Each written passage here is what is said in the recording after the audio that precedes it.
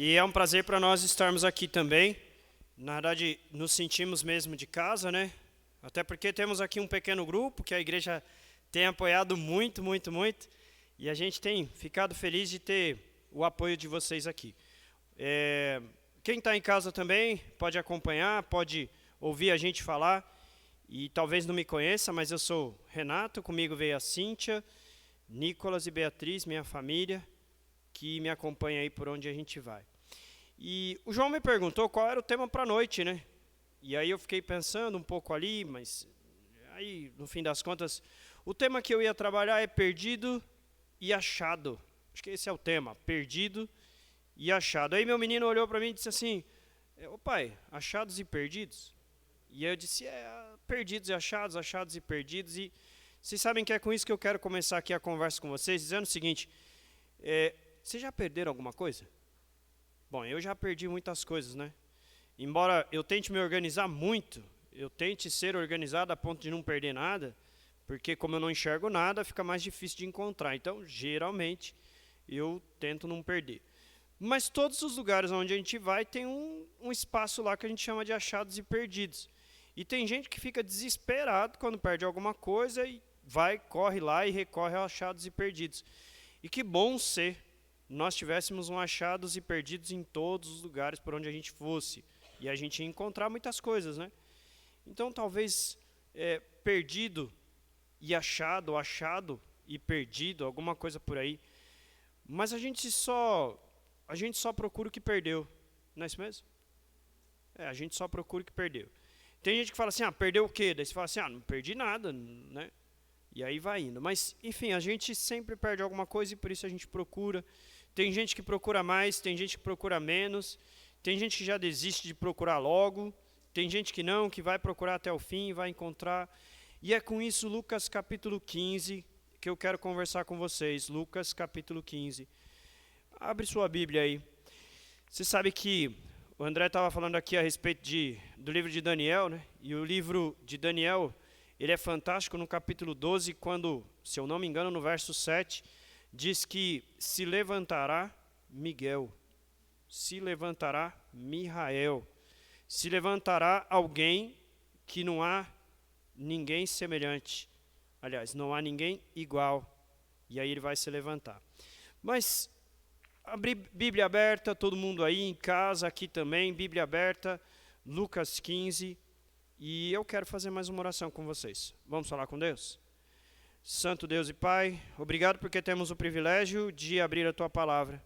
Obrigado porque Teu Espírito já está agindo em nós e, Senhor Deus, por favor, fala através de mim e fala ao nosso coração, por favor. Nos inspira a Te buscar e sair daqui transformado. Senhor Deus, ajuda quem está em casa também a entender a Tua Palavra e que nós juntos coloquemos em prática. Te pedimos em nome de Jesus. Amém, Senhor. Esse capítulo é um capítulo fantástico. Na verdade, a Bíblia ela fala de 44 parábolas. É interessante que as parábolas elas têm um objetivo muito claro, embora pareça não ser clara em muitos momentos, né? Jesus falando a respeito das parábolas, ele fala assim, é porque alguns vão ouvir e vão entender, e outros não vão entender. E ele diz assim, os simples entenderão, enquanto os doutos, os cultos, talvez não consigam entender. Mas parábolas tem 44. E parábolas, o que são? Parábolas são histórias, não histórias, mas alguns contos a fim de levar as pessoas a pensar sobre algo maior. É uma iluminação, uma ilustração, alguma coisa por aí. E longe de mim tentar contar a história do jeito que Jesus contou. Mas eu vou tentar contar mais ou menos do jeito que Lucas conta aqui. E os irmãos me acompanhem, por favor. No verso 11, né, Lucas 15, a partir do verso 11 até o verso 24, tem um trecho, uma parábola. E a parábola conta que tinha um pai que tinha 2 filhos. O mais moço chegou para o pai e disse, pai, me dá a minha parte da herança. Então o pai disse, tudo bem, filho, toma aqui a tua parte da herança, juntou tudo que era dele, deu na mão do menino, o menino então arrumou sua mala e foi-se embora. Saiu da presença do pai e foi para uma terra ali, para uma vila ali perto. E aí ele começou a gastar todo o dinheiro que ele tinha. E foi gastando tudo que ele tinha, foi gastando, a gente não sabe exatamente com o que, mas ele gastou. E aí, um dia o dinheiro acabou, os amigos então se foram, e ele precisava continuar se sustentando. E aí ele foi procurar um emprego. Achou lá um cara que se associou a ele e disse, olha, cuida dos porcos para mim. E aí ele começou a cuidar dos porcos. E cuidando ali dos porcos, teve um dia que ele estava com tanta fome, passando necessidade, que ele falou assim, eu poderia comer a comida dos porcos. E aí de repente ele caiu em si e disse assim, mas por que eu vou comer a comida dos porcos, sendo que o meu pai que está lá na casa dele tem de tudo, qualquer escravo, qualquer servo dele, qualquer empregado, qualquer pessoa que está dentro da casa dele come melhor do que qualquer pessoa ali na região. Então eu tenho uma ideia, eu vou voltar para casa, eu vou encontrar meu pai, chegar para o meu pai e dizer, pai, eu pequei contra o Senhor e eu quero apenas que o Senhor me admita aqui como seu empregado, ou até mesmo como escravo, me dê só o de comer, nada mais do que isso. Então ele se levantou de onde ele estava, não tinha mais nada, se colocou no caminho e foi andando, e de repente, ao longe, ele viu uma silhueta que crescia, se aproximava, era só uma pequena sombra, mas foi crescendo, e de repente ele viu um homem de braços abertos, correndo na sua direção. Então, ele reconheceu, era o seu pai o abraçou, beijou, e disse, bora para casa, filho, e foi com ele para casa. E chegando lá, ele chamou todos os servos deles, os empregados, e disse, olha, está aqui o meu filho, traz uma roupa limpa, meu menino vai tomar banho, vai fazer barba, cortem o cabelo dele, dê um trato no menino, deixa ele bonito. Toma esse anel, filho, põe no teu dedo. Toma essa sandália aqui, põe no teu dedo. Enquanto o filho foi tomar banho, o pai arrumou os seus servos, seus empregados, e disse assim, faz uma festa, vai buscar ali um novilho, mata ele porque nós vamos fazer uma churrascada hoje. Todo mundo vai comer, vai ficar feliz aqui, porque o meu filho voltou, ele estava morto e reviveu. Ele estava perdido e foi achado. Essa é a história. Mas, quando eu ouço essa história, eu fico pensando por que essa história foi contada. A história é bonita, mas por que ela foi contada? Fala para mim. Porque Jesus contou essa história. Bom, se a gente quiser saber, a gente vai lá em Lucas, capítulo 15 mesmo, o verso 1, onde a gente vai ler alguma coisa como Jesus estava por ali, e aí ele falava e todos os pecadores, todos os publicanos, todos aqueles que eram errados vinham e passavam um tempo com Jesus e comiam com ele. O verso 2 diz alguma coisa mais ou menos assim, e os fariseus estavam por ali e censuravam Jesus, dizendo, quem é esse que fala com pecadores, que fala com publicano, que fala com os homens maus e ainda se assenta com eles para comer? Foi por isso que essa parábola foi contada.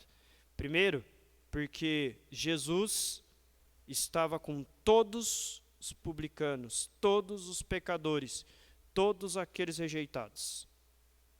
E porque os fariseus o criticavam. Por causa da crítica do fariseu, por causa das críticas dos fariseus, é que Jesus conta essa parábola. Mas essa parábola é a sequência de outras duas. E na verdade é a sequência, mas ela é a maior, ao mesmo tempo que ela é a maior das parábolas, ela reúne as parábolas. Esse capítulo fala só de 3 parábolas, mas de um assunto só. Um assunto só. Qual é o assunto? A rejeição por parte dos fariseus. A rejeição que eles queriam colocar sobre aqueles que eram publicanos e pecadores. Aqueles que viviam à margem da sociedade. E a primeira parábola que a gente encontra no texto, né, ela está aí no verso 4 até o verso 7. Também todo mundo conhece, mas é a parábola das ovelhas, não é? Mas haviam quantas ovelhas? Me ajudem aí, você em casa, você aqui. Quantas ovelhas? 100. Mas quantas ovelhas se perderam? Uma. E aí então tinha um pastor. E o pastor foi lá e buscou aquela ovelha, colocou ela no ombro e trouxe para o aprisco. A história que Jesus estava contando era o seguinte: tinha 100 ovelhas. Dessas 100 ovelhas, apenas uma estava perdida. Apenas 1% das ovelhas estavam perdidas. Mas, como essa 1% estava perdida, o pastor deixou as 99 guardadinhas lá no seu aprisco e foi se arriscar para buscar aquela única ovelha perdida. Sabe, aqui tem algumas histórias interessantes para a gente ver. Primeiro, ovelha, porque a ovelha é um ser dócil, como todo mundo já sabe. Ovelha é um ser extremamente tranquilo, mas também ovelha não tem muito senso de direção. Então, ela sempre segue um pastor. Mas, em algum momento, as ovelhas também se perdem. E o interessante das ovelhas é que elas até sabem que estão perdidas, mas elas não sabem voltar. Se elas estiverem perdidas, elas não sabem voltar. E elas precisam de um pastor, alguém que conduza o caminho dela de volta. Só que não pode ser qualquer pastor, tem que ser o pastor daquela ovelha. E aí eu quero dizer o seguinte: às vezes dentro de uma cultura, a gente vai encontrar o seguinte: algumas pessoas que estão perdidas, mas que não sabem voltar. A gente vai encontrar pessoas perdidas que não sabem voltar, mas que precisam do pastor, o único pastor. Sabe aquele que é o pastor que cuida das ovelhas, mas que se envolve afetivamente demais com essa ovelha? Então essa história conta aqui o seguinte, que eu e você podemos representar a ovelha, mas o pastor, só quem pode representar o papel de pastor nessa história é o próprio Cristo. Porque quando a gente vê no verso 1, o próprio Cristo, ele está se envolvendo com os pecadores. Mas não um pecador só, mas todos os pecadores. Todos os pecadores vinham até ele. Todos os publicanos vinham até ele. Todos aqueles que se sentiam de alguma forma rejeitados, vinham até Jesus. Porque eles reconheceram a voz do verdadeiro pastor. Por isso que eles vieram. A segunda parábola começa no verso 8 e vai até o verso 10, né? Que é a parábola da dracma perdida. Conta a história que uma mulher tinha quantas dracmas? 10, isso mesmo, 10 dracmas. 10 moedas que tinham um valor determinado, que era um valor de 1 denário, que era um dia de trabalho na roça, no trabalho no campo. Então eram 10 dracmas, mas ela perdeu uma. Então ela começa a varrer a casa, chama todo mundo para procurar aquela moedinha, a única moedinha perdida. E quando termina, ela vai lá e chama as amigas, reúne todo mundo. E assim como na primeira parábola, quando o pastor encontra aquela única ovelha perdida, aqui, aquela única moeda perdida também gerou festa. Festa. O verso 7 termina dizendo que, depois de ter encontrado a ovelha, o pastor fez uma festa, reuniu os homens e deu uma festa. Aqui, terminando no verso 10, a mulher, quando ela encontra aquela única moeda, ela também faz uma festa. Sabe o que é interessante nesses dois textos? Porque eles se aplicam à parábola maior que eu contei antes. Porque a primeira parábola fala de uma ovelha perdida, mas que não sabia voltar. A segunda parábola conta a história de uma moeda. E a moeda sabe que está perdida, sim ou não? Não, moeda não pensa, então ela não sabe que ela está perdida. E se ela não sabe que está perdida, logo ela não sabe voltar. Então ela precisa da ação da sua proprietária, da dona daquelas moedas. E aquela mulher também representa a Deus. Assim como o pastor daquelas ovelhas representava a Deus, aqui também a mulher representa a Deus. Assim como na primeira parábola a ovelha representava o ser humano, aqui a moeda representa também o ser humano. Só que um ser humano perdido que não sabe voltar. Na primeira parábola, a gente vê que 1% do bem está perdido. Aqui a gente vê que 10% do bem está perdido, porque eram 10 moedas, uma perdida, então é 10%. Mas o envolvimento para buscar essa moeda ou essa ovelha, o envolvimento é o mesmo. O envolvimento que conta nessa parábola diz que a mulher arrastou os móveis, varreu tudo, até encontrar aquela moeda. E quando ela encontrou, ela fez uma festa. Reuniu as mulheres e fez uma festa. Eu não sei quanto é o valor no campo, o valor da roça, mas por causa de uma moeda de um dia, ela reuniu as amigas e fez uma festa. Sabe, quando a gente olha para aquelas 10 moedinhas, também tem um simbolismo, né? Porque as 10 moedas não são só 10 moedinhas simples, mas são as moedas que, quando aquela mulher se casa, ela recebe do seu pai, como parte do dote, como um símbolo de cuidado do pai, um símbolo de cuidado da família. Ela recebe aquelas 10 moedas e ela perde uma moeda. Então ela perde parte daquele símbolo. E por causa daquele símbolo, ela vai, luta, busca, vai correr atrás. E Deus faz a mesma coisa comigo e com você. Ele se envolve com você porque você é o símbolo dele. Você representa ele, você representa a vida. E por isso ele vai te buscar mesmo que você não entenda que está perdido. Você sabe que aquela parábola maior que eu estava contando, não é? A parábola que tem a partir do verso 11 até o 24, ali conta a história de um filho. Se você for ver, a gente vai começar a trabalhar com cálculos de novo, e a gente vai dizer assim, um homem tinha 2 filhos, e 50% dos seus filhos estavam perdidos. Um filho dele estava perdido. 50% do seu bem estava perdido. E quando a gente começa a olhar para aquela parábola, a gente vai vendo outras coisas. A gente vai vendo, por exemplo, o filho menor é que pede a herança, e não o maior. Dentro da sociedade patriarcal, o primogênito é que tem o maior direito, correto? Ele tem porção dobrada das bênçãos do pai. Então esse menino vem aqui e pede 1/3, que era correspondente a ele. E o pai deu 1/3. Tudo que era direito daquele garoto, ele levou. Mas o interessante é que ele levou isso com o pai vivo. E herança a gente só tem com o pai morto, correto? E sabe o que o filho estava querendo dizer? Que não importava muito se o pai estava vivo, se estava morto. O que importava era ter os seus bens. Você sabe que às vezes a gente também está vivendo assim? Às vezes a gente também está vivendo com essa ideia de que o que importa são os meus bens. O que importa é o que eu tenho. O que importa é meu carro, minha casa. O que importa é meu trabalho. O que importa é a educação e etc. E às vezes a gente não dá a devida atenção ao pai.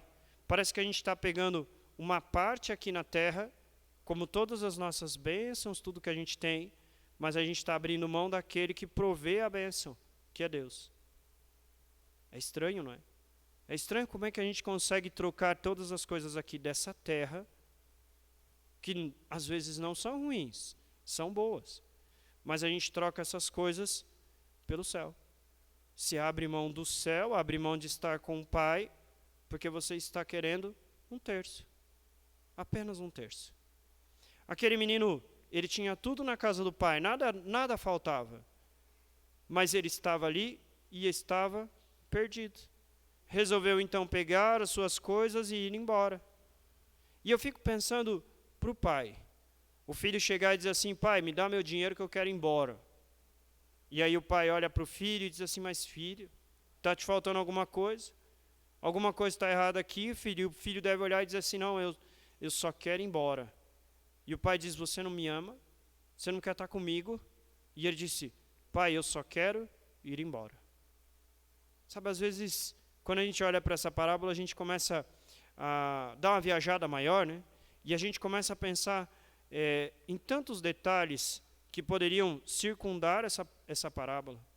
E o menino, então, ele vai embora.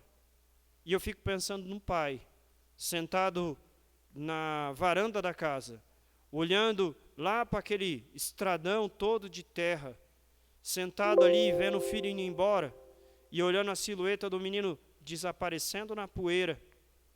E ele diz, foi-se embora o meu filho. E o pai então chora. O pai começa a pensar, mas será que ele vai voltar? Será que ele não vai voltar? Será que vai dar tempo de voltar? Será que não dá? Mas aqui tem um negócio chamado livre-arbítrio, né? E Deus, ele age com a gente assim também. Ele dá o livre-arbítrio para a gente escolher se a gente quer ficar com ele ou não. Se a gente não quer ficar com ele, ele mesmo assim, ele se envolve, ele passa tempo e ele diz, meu filho vai voltar ou não vai voltar? Porque Deus poderia mudar toda a situação. Deus poderia dizer assim, não, eu não vou dar nada para você a mais, você vai ter que ficar comigo e pronto. Mas a parábola diz que ele deixa livre, e a escolha do menino é ir. E o menino começa a gastar com a vida que ele queria gastar.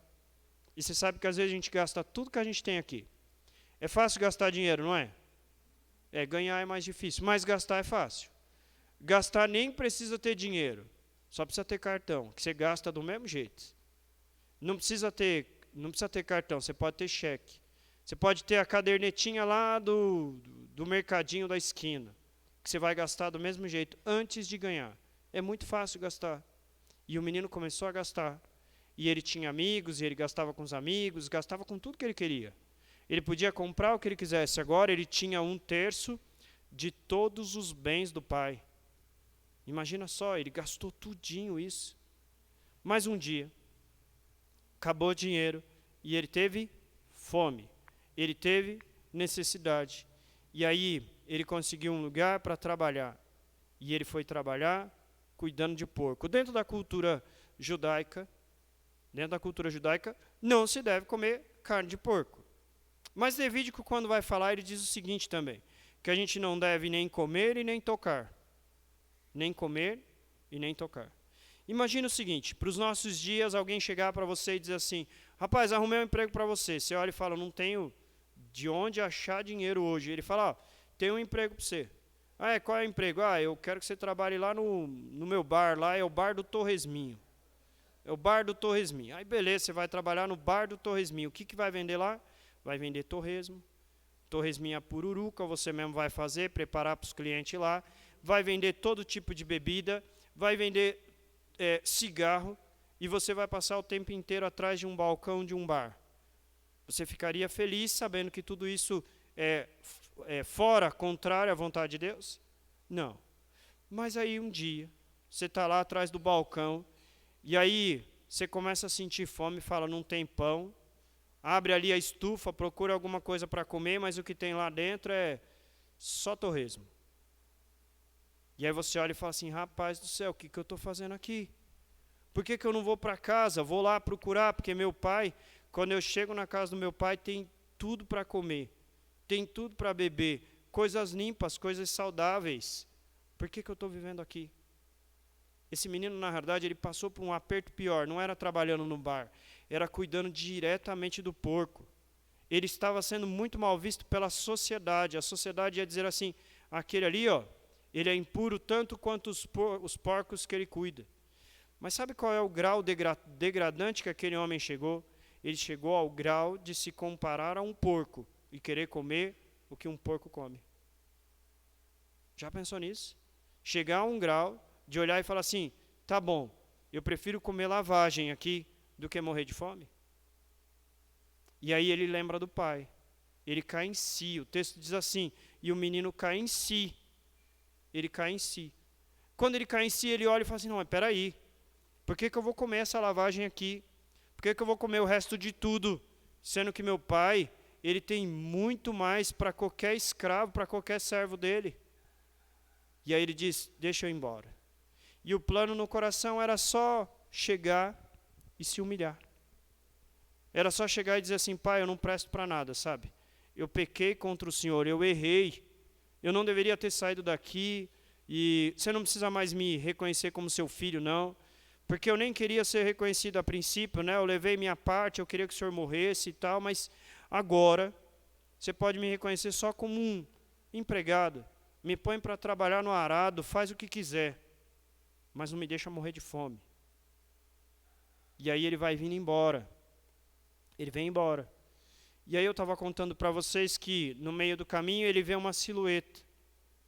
Lembra quando o pai estava olhando lá pela varanda e via uma silhueta desaparecendo? Agora é o contrário. Agora é o filho que vem, cabeça baixa e levanta a cabeça. Quando ele levanta, ele vê uma silhueta lá ao longe, uma sombra. E ele diz assim, quem será? E é alguém correndo. E eu fico imaginando no meio do nada, assim, uma estrada, e alguém correndo, e ele começa a pensar, dentro da sociedade patriarcal que eu vivo, Talvez seja alguém, algum escravo do meu pai, algum empregado do meu pai, que venha na minha direção para me matar, para eu não voltar. Porque no fim das contas eu queria o meu pai morto. E ele começa a pensar como é que poderia ser aquele encontro com aquele homem. Mas ele diz assim, perdido por perdido. Vou morrer ali comendo comida de porco, então eu vou por aqui, tanto faz. E aí ele vai vendo a distância e o braço se abre. E quando o braço se abre, ele olha e é o pai. E é o pai. E ele começa a pensar, é o meu pai. Mas por que ele está correndo? Porque ele está correndo dentro da sociedade que ele vivia. Um homem de bem não correria. Um homem de bem não correria. Mas o pai estava correndo. E aí o pai vem no encontro dele e o abraça e o beija. O pai não sente cheiro de porco. O pai não olha as roupas sujas de lama. O pai não olha a barba por fazer. O pai não olha os detalhes negativos do filho. Mas o pai abraça e o pai beija. O pai está pronto para receber aquele filho de volta em casa. Fico pensando, que cena linda. A gente fica tentando imaginar essa cena, mas não dá. Porque quando a gente vê o pai abraçando aquele filho, é o extremo do amor. É o extremo do amor humano. Tem gente que diz o seguinte, se fosse uma mãe eu entenderia, mas um pai não. Tem gente que diz isso. Por quê? Porque a mãe parece ser um pouco mais sentimental, mais emotiva. E aí você começa a pensar assim, mas a mãe... Mas Jesus estava dizendo exatamente disso. Porque às vezes a dureza do coração humano faria com que aquele homem não olhasse mais para aquele filho. A dureza do coração humano faria que aquele homem não corresse. A dureza do coração humano faria com que aquele homem não abrisse os braços, que não beijasse e que não quisesse levar de volta para casa. E é disso que Jesus está falando. Está falando da dureza do coração daqueles homens. Jesus está falando, vocês não são capazes de receber publicanos, nem pecadores, nem prostitutas. Mas o pai, aquele pai que ama, o pai que se envolve com a salvação do filho, esse sim, esse faz. Esse faz. E ele leva o filho para casa, manda dar um banho, dá uma roupa nova. Sabe, quando a gente olha para Apocalipse dizendo que Cristo vai dar uma vestidura branca para mim e para você. E aí ele coloca um anel no dedo daquele menino, enquanto Cristo diz assim, que nós vamos receber uma pedrinha branca com um novo nome, com um novo símbolo. O pai vai lá e coloca um chinelo nos pés daquele filho, e diz assim, você pode andar no meu caminho, andar do jeito que eu quero, você pode viver na minha casa, porque você é o meu filho. O filho, pai, mas eu não sou digno. E ele disse, você é o meu filho. Pai, eu pequei contra o Senhor, você é o meu filho. Você estava morto e reviveu. Você estava perdido e foi achado. E é nessa situação que Deus ele quer nos encontrar. Na situação de humilhados. Dizendo, Senhor, eu pequei contra o Senhor. Senhor, eu sei que eu não sou digno de nada. Mas, Senhor, o Senhor sabe que só um pouquinho do Senhor, só estando perto do Senhor um pouquinho, já vai me fazer feliz. E Deus diz assim, você é mais do que isso. Você é o meu filho. E pode me chamar de seu pai, de seu paizinho. Olha que relacionamento, que relacionamento. A história podia parar por aqui, não podia? Mas a gente conhece o resto da história, não conhece? Diz que estava o outro filho, sabe aquele filho que tinha vivido com o pai, estava lá trabalhando, estava no campo, estava se esforçando, de repente ele vem chegando em casa e vê uma festa. E ele diz assim, opa, hoje tem festa em casa, mas o que aconteceu? Quando ele encontra o primeiro empregado, ele diz assim, o que está acontecendo, pai? Está fazendo festa hoje? E ele diz, seu irmão voltou. E o menino, o quê? Que irmão? Que irmão que voltou? Mas quantos irmãos ele tinha? Só um. E ele disse, mas que irmão que voltou? E ele disse, pois é, voltou, seu pai recebeu ele, deu um abraço, deu um beijo. Foi uma cena linda, a gente estava aqui olhando pela janela, mas olha, deu vontade de chorar. A cena era muito linda. E ele disse, mas espera aí, o pai fez uma festa para ele. Fez, seu pai pôs uma roupa nova para ele, deu um sapato novo, colocou até o anel de filho. E ele, mas calma aí, não era aquele menino que disse que não queria nada com o pai? E aí, de repente, sabe quem sai lá de dentro da casa? O próprio pai. E diz, filho, vem para dentro, vem cá, vem festejar. E ele diz, festejar o quê? Festejar esse seu filho que voltou? Ele não disse, o meu irmão. Ele diz assim, o seu filho que voltou? E aí, o pai olha para ele e diz, porque ele estava perdido, foi achado, ele estava morto e reviveu, vamos festejar. Sabe que festa dentro da cultura judaica é um negócio assim fantástico, né? Você vai ver festa de casamento de 7 dias, você vai ver as festas aí de tenda, de tudo quanto é coisa, vai vendo festas, são festas de dias, muitos dias em festa. Então o pai tinha preparado uma festança para vários dias. O pai tinha buscado o primeiro filho e agora o pai estava buscando o segundo.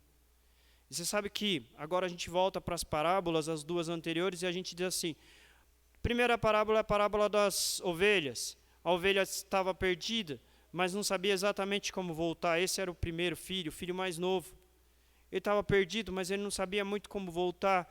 E o jeito de voltar foi dizer assim, olha, pode me chamar até de escravo. E o pai vai lá e diz assim, não filho, eu te busco no meio do caminho, eu te abraço, eu levo para casa, eu faço festa. Agora a segunda parábola é a parábola da moeda. E é igual esse filho aqui, o segundo, um filho perdido. Estava dentro de casa, porém perdido.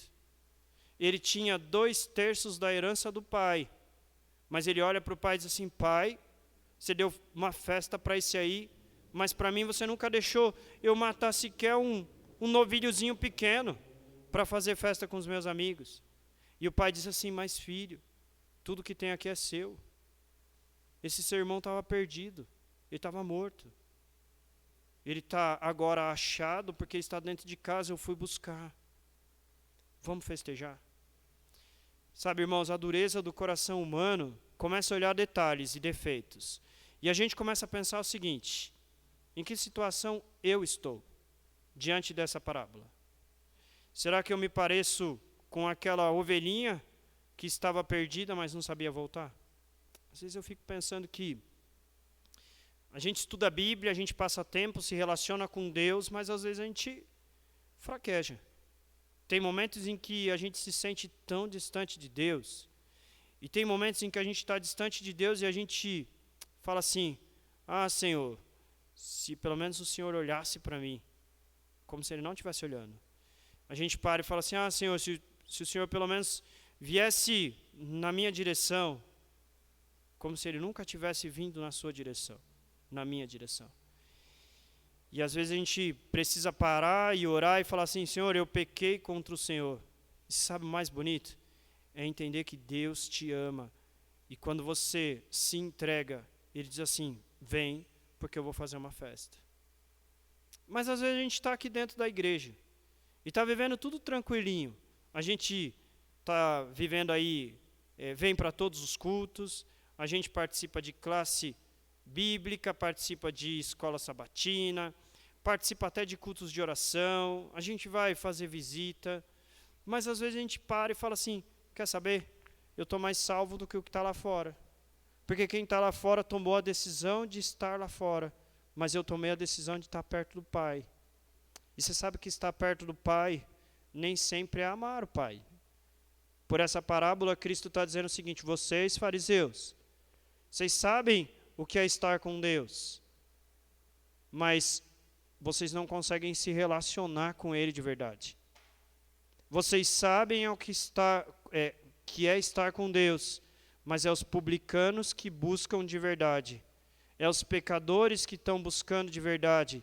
É as prostitutas que estão buscando de verdade. Sabe por quê? Porque eu vim para o meio de vocês. Eu vim receber vocês, eu vim buscar vocês. E vocês não estão me vendo. Vocês estão se achando como aquele garoto que tem tudo dentro do templo, mas ao mesmo tempo não tem o Pai. Não reconhece o Pai como o Pai verdadeiro, o Pai de amor, o Pai que abraça, o pai que busca, o pai que se envolve e o pai que faz festa. Deus preparou uma festa para mim e uma festa para você lá no céu. Mas a gente não pode viver nem preso aqui nessa cultura de que eu estou salvo e como eu estou salvo sou melhor do que o outro. Mas também a gente não pode ficar longe de Deus, dizendo assim, não, é porque eu fui longe demais. Sabe, se você começar o seu caminho de volta, certamente Cristo vai vir na sua direção, de braços abertos. Sabe que quando eu começo a olhar para o céu, quando eu começo a olhar para a volta de Jesus, eu começo a ver uma pequena nuvem no céu, como se fosse a silhueta de Jesus, que vem crescendo, crescendo, crescendo. E de repente a gente ouve do céu, vinde, amados, vinde, benditos do meu Pai, para o reino que está proposto. E aí Cristo então diz, vamos subir. Os mortos ressuscitam. Aqueles que morreram por ocasião da volta de Jesus, eles serão ressuscitados, aqueles que morreram em Cristo. E aí Paulo diz assim, e nós, aqueles que estivermos vivos, nós subiremos juntamente com eles para o céu. Eu fico imaginando, é a silhueta de um Cristo aparecendo, que vem para me buscar e vem para te buscar. Mas em que condição eu e você hoje nos encontramos? E eu quero crer que eu e você estamos como aquele primeiro garoto, que mesmo que foi longe, agora ele para e diz, Senhor, eu reconheço o Senhor e eu quero voltar. Mesmo, Senhor, que eu não tenha mais a parte da herança, mas eu quero estar contigo. O que importa não é ter as coisas, o que importa é ter o Senhor como Pai e o Senhor por perto. Irmãos, que nós deixemos de olhar só para essas coisas daqui, mas que a gente consiga olhar para um Deus que é muito mais do que todas essas coisas. Que a gente não olhe para o céu, porque no céu vai ter ouro, prata e cristal. Mas que a gente olhe para o céu, porque lá nós vamos ter o nosso próprio Deus conosco, a vida toda, eternamente conosco. Que a gente, se está perdido agora, que a gente se sinta achado. Que a gente se sinta achado. Eu quero te convidar a se colocar em pé. A gente vai cantar o hino de número 64 do Novo Inário Adventista, que é o número 64, e o hino, ele é um hino que fala de um vaso que precisa ser transformado, que precisa ser modificado. Eu e você devemos querer ser um vaso novo, que eu e você sejamos ele. Vamos cantar?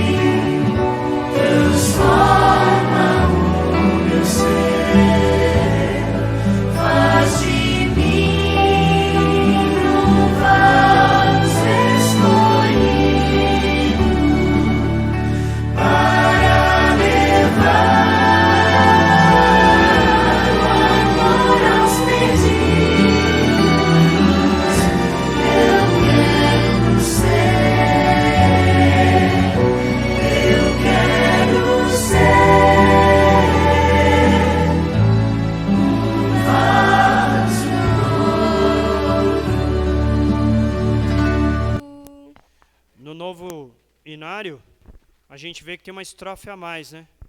E essa estrofe a mais diz assim: faz de mim um vaso escolhido para levar o evangelho, para levar a palavra àqueles que não conhecem o Senhor. Quando a gente observa aqui a história daquele filho, os fariseus, quando a gente olha os fariseus não estavam preocupados com ninguém. E o puxão de orelha, através da parábola para eles, era que eles precisavam voltar-se para Jesus. Que eu e você estejamos voltados para Jesus. As duas últimas vezes que eu preguei aqui, eu terminei o sermão com o mesmo verso. Está lá em Apocalipse 3, verso 20, que diz: eis que estou à porta e bato. Se alguém, pois, ouvir a minha voz e abrir a porta, eu entrarei, cearei com ele e ele comigo. Esse é o convite do Senhor para mim e para você. Vamos orar. Santo Deus e Pai, nós te louvamos porque o Senhor tem dado a oportunidade de cada um de nós nos arrependermos e estarmos diante do Senhor. Senhor Deus, obrigado porque o Senhor mesmo nos convidou para estar aqui essa noite, porque o Senhor quer se relacionar conosco. Senhor Deus, que nós consigamos permanecer diante do Senhor. Agora que o Senhor já nos encontrou, que nós estejamos contigo até a eternidade. Senhor Deus, que o seu nome possa ser louvado através da nossa vida, que pessoas possam conhecer o Senhor através de nós e que a nossa vida realmente seja um vaso nas tuas mãos. Te pedimos isso, te louvamos, em nome de Jesus. Amém, Senhor. Que Deus nos abençoe.